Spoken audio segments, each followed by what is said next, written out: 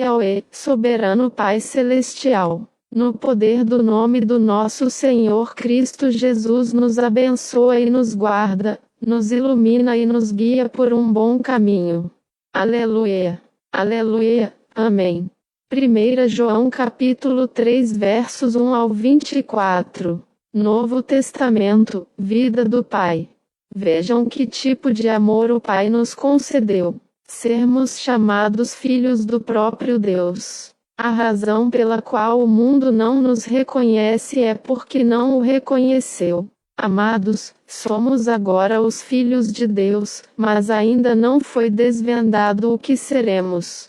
Mas sabemos que quando ele for revelado, seremos glorificados, para sermos igual a ele, pois o veremos então como ele realmente é agora.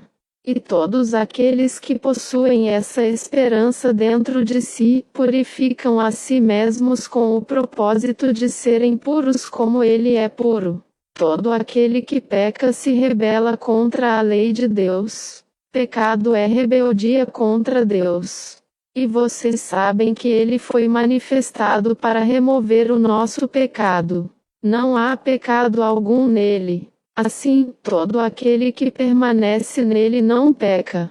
Mas todo aquele que continua no pecado não o viu claramente e não o conhece intimamente. Filhinhos, não deixem que alguém os leve a se desviarem do caminho. Aquele que demonstra retidão é justo da mesma forma que ele, Jesus, é justo. Aquele que pratica o pecado persistentemente tem a sua fonte no diabo, pois o diabo peca desde o princípio. O Filho de Deus foi revelado exatamente para esse propósito, para destruir as obras do diabo, destruir o pecado. O que é nascido de Deus, isto é, o novo homem espiritual não peca, pois é a semente sobrenatural de Deus que passou a viver nele. De fato, ele, o novo homem espiritual, não pode pecar, pois ele é algo que foi gerado por Deus, que é perfeitamente justo.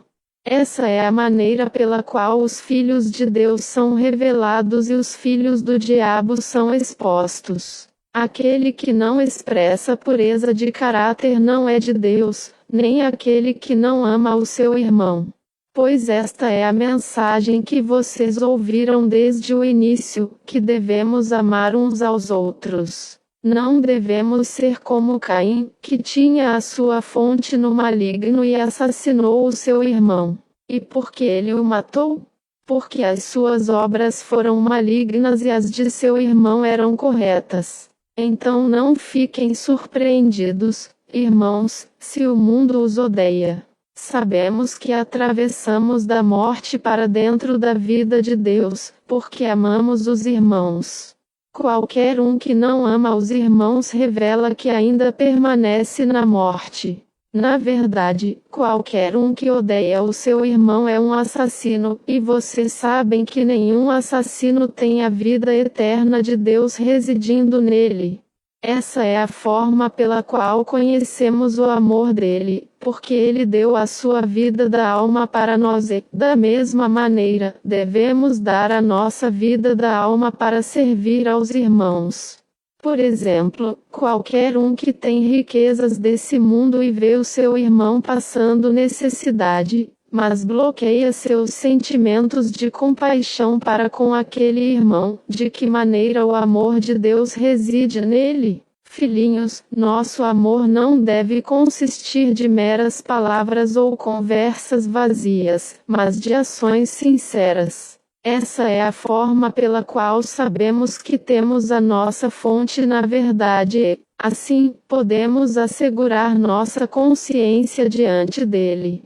Mas mesmo que a nossa consciência nos condene, Deus é maior que a nossa consciência e entende tudo.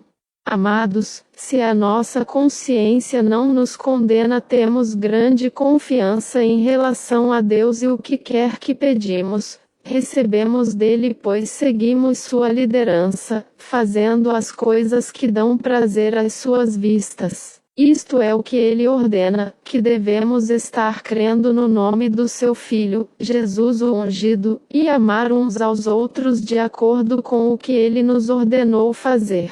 E aquele que cuidadosamente segue a sua liderança permanece nele, no ungido, e ele, o ungido, permanece nele. E é assim que sabemos que ele permanece em nós, pelo Espírito que ele nos deu.